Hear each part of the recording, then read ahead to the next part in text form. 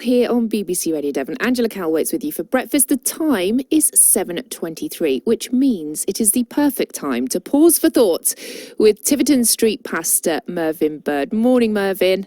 Good morning, Angela, and welcome to Tiverton again this morning too. And how wonderful it is. What's it like with you this morning?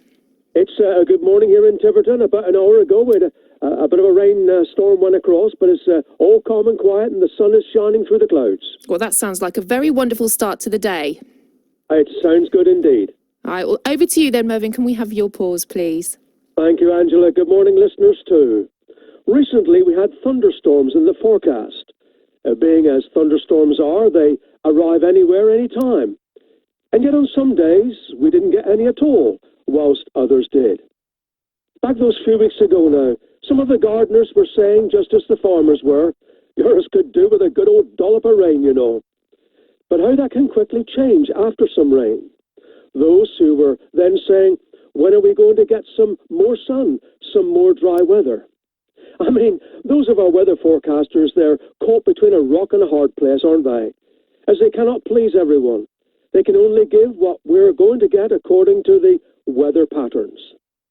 It was whilst on our rounds, Sheila and myself, of community and pastoral care some time ago now, we visited a farmer and never forgot what he said about the weather.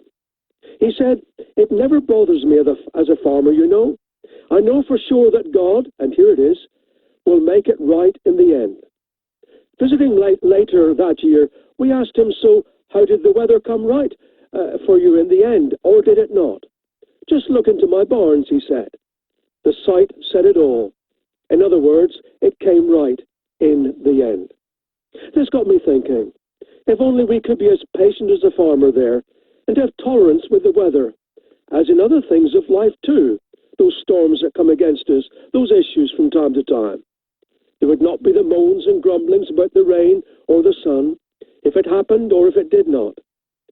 You've just got to see, as I have, sitting on a beach in summer, you can see a storm that's coming, the wind causing the waves to begin to rise and crashing, and yet, on that same beach in a few days, sometimes even in a few hours, when the storm is clear, the sun is out, the sea is calm, what a difference can come about.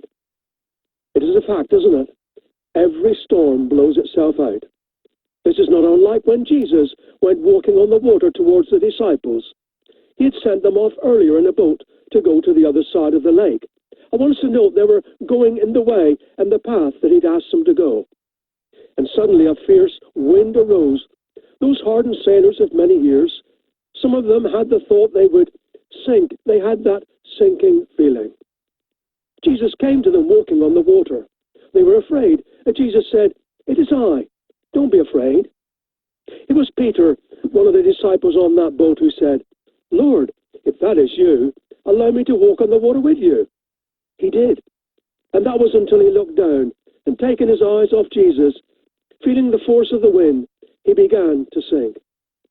Jesus reached out and saved him, just as he can for you and me, even too today.